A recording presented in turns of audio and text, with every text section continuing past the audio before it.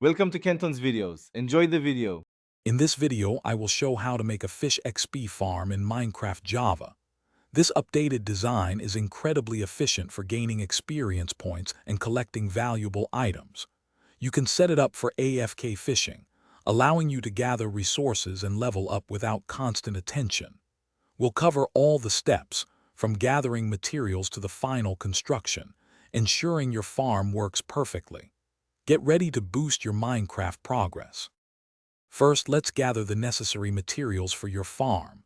You'll need one chest, one hopper, and one fence gate. Don't forget one bucket of water, one iron trapdoor, and one note block.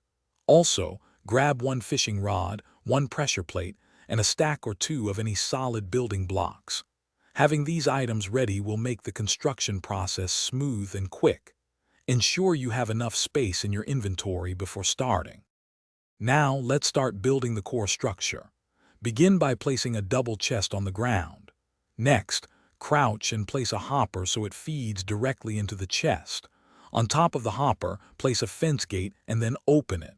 Finally, place a water source block directly above the open fence gate. This setup creates the essential water flow and collection system for your fish farm.